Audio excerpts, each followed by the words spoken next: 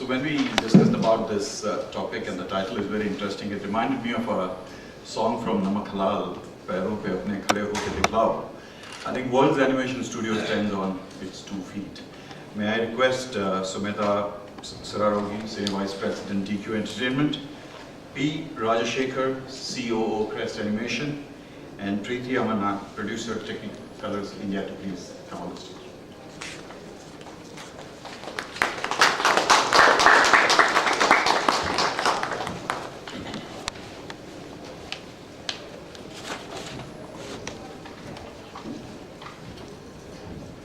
I think we have a kind of a panel that's going to take us through this particular topic with a lot of information and interest.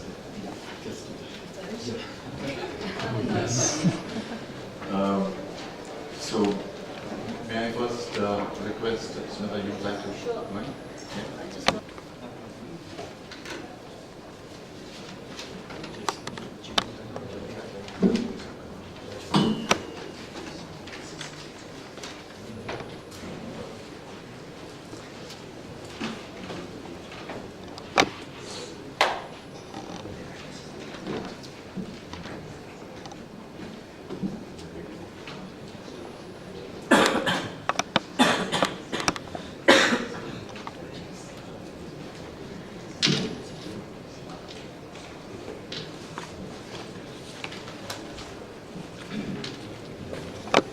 Well, a very good afternoon, ladies and gentlemen. Do you hear me?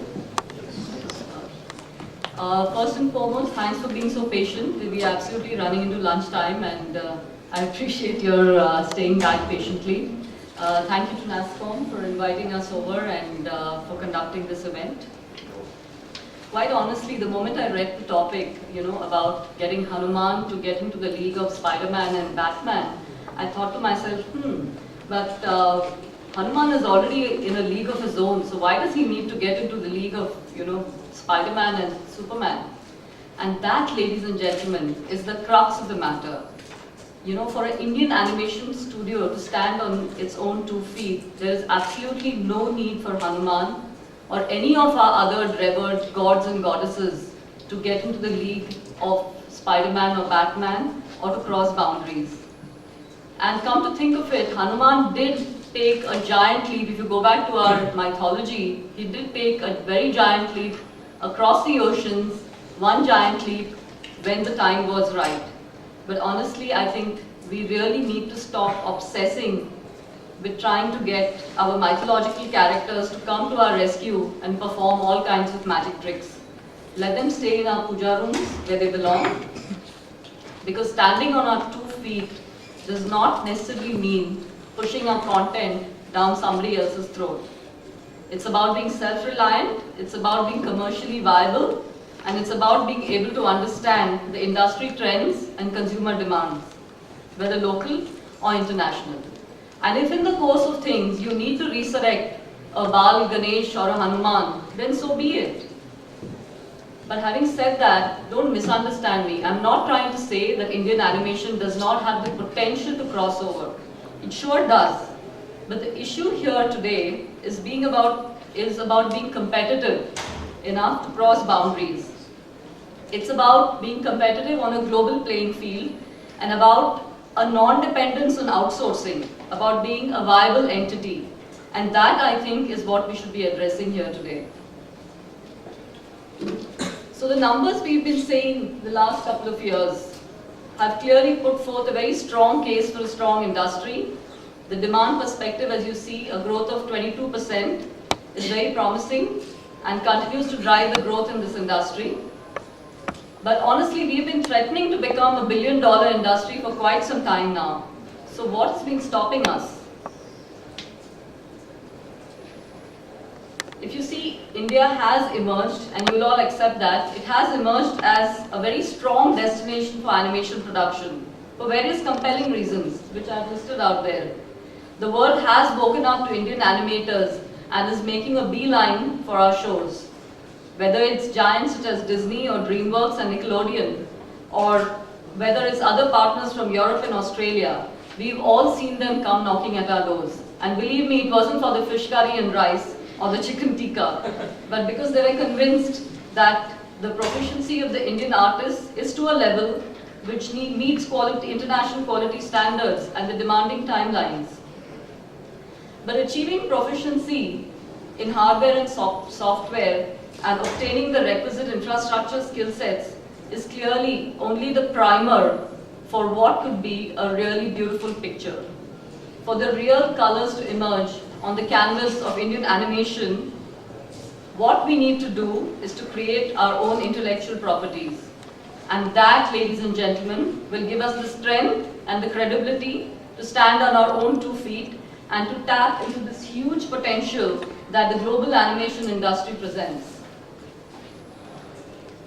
So, while outsourcing and work for hire can happen alongside, the real focus has to be on creation of IP. It's a no-brainer. The giants that have emerged on the global horizon, like Disney or Marvel or American Greetings in the last couple of decades, have solely done this on the strength of IP and IP alone. Creation of IP will provide us the opportunity for cross-platform exploitation, as well as a chance to tap into the licensing and merchandising business, which, as you all know, is growing at astronomical proportions. Also the fact that technology has brought in so many new platforms for distribution of digital content. To give you an example of licensing potential, SpongeBob SquarePants generated $8 billion in merchandising revenue alone for Nickelodeon. I mean, possessing an IP is like having a cash cow in your backyard. And whoever thought that such a bizarre, basic-looking character like SpongeBob could have done that? The Simpsons merchandise, for example, generated $2 billion in the first 14 months of sales alone. And there's no end in sight. They just launched the 22nd season of Simpsons. I mean, this ridiculous American dysfunctional family is continuing to, entertain audiences across the world, across age groups. I mean, Marge with her silly blue hairdo and Bart, I mean, they are almost getting to be immortal if you ask me. But that has given Film Roman the strength to stand and leverage on their IPs, such as Simpsons, such as Peanuts, such as King of the Hill, and Garfield. And they have almost become one of the largest independent studios in the United States. So having created your own IP, there can be a lot of revenue models. Again, I've listed them all out there. Like I said before, we have been talking of taking Indian animation to the $1 million mark by 2012. But clearly, this is not going to happen by just working harder and faster. And that is what I think most of the Indian companies have been focusing on. So what we need to do is to give our Indian artists a chance and a platform to create, and not to kill their creative spark by giving them just routine work for hire, because the potential is immense. And Indian animation companies and Indian artists have proven without doubt that they have what it takes. And now, all they need is that little push to make them competitive on the global arena. And with all due respect, Rajiv, organizations like NASSCOM and FICCI really need to do a lot more to engage Government of India to have a more constructive and result-oriented dialogue. And here's what I'm talking about. Why is animation from Canada and France flooding the world markets? Why is their content like Le Petit Prince or Le Petit Nicolas crossing boundaries easier than others? For God's sake, they're so French. I mean, if you're saying Bal Hanuman is Indian, they're so French. I don't think I really need to say more. Canada, France, Germany, Italy, Spain, UK, Australia. Look at the tax incentives, the broadcast quotas, the support that they're receiving from local and regional governments. Give the Indian animation studios a chance to showcase their content to the world. Provide them market development assistance so that they can present their content at world markets, and the results will be there for all to see.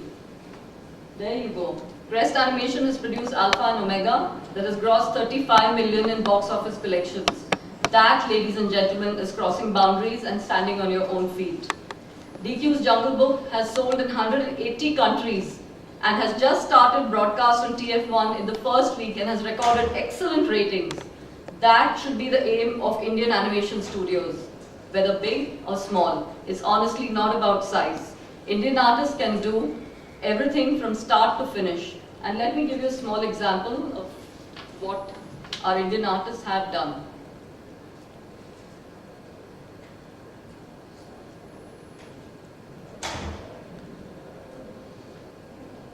I'm going to play you a trailer of the production of Peter Pan, which is currently ongoing in DQ Entertainment after Jungle Book. It's an IP created by DQ from start to finish, character designs, everything done by Indian artists.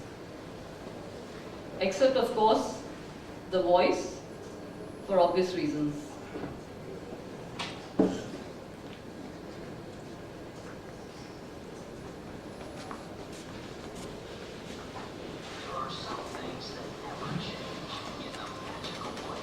Can we increase the volume? It's not connected?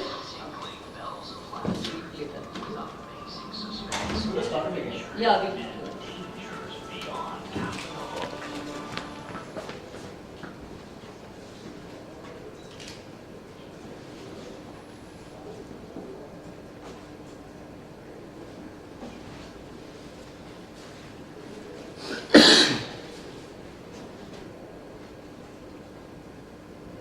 Some things that never change in the magical place called Neverland. Peter, who never grew up. Fairies sparkling with gold dust and tinkling bells of laughter. With amazing suspense and adventure and dangers beyond Captain Hook. The new adventures of Peter Pan.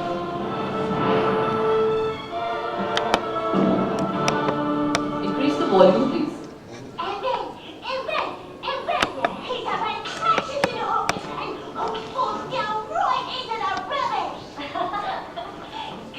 Michael. But, you know, these are just stories. Peter Pan doesn't exist. Well, there's supposed to be proof in our great-great-great-grandmother's diary. And here comes fanboy number 2. John, Michael, listen. Peter Pan is not real.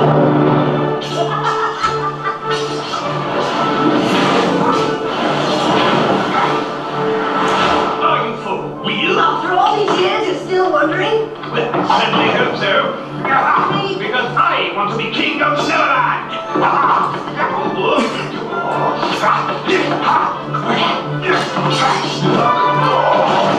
The only king Neverland will ever have is me, Peter Pan! Peter Pan is made up. Really? Yes, really. Oh, this old house. You guys stay in bed. I'll check the fuse box.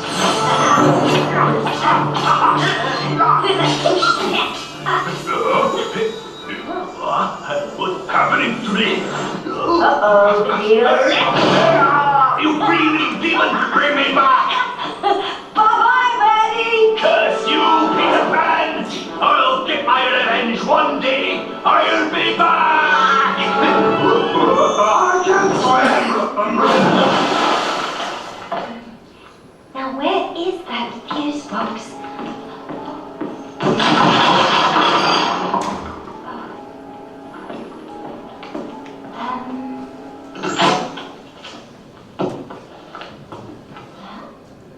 Cool.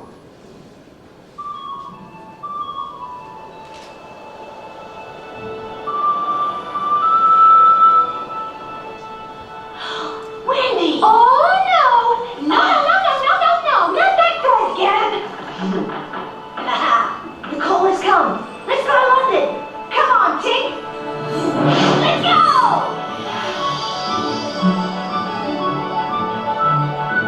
Dear darling, for I know Mother would never believe me if I told her about that boy. His name is Peter. Peter Pan. He's the funniest person I ever met. London!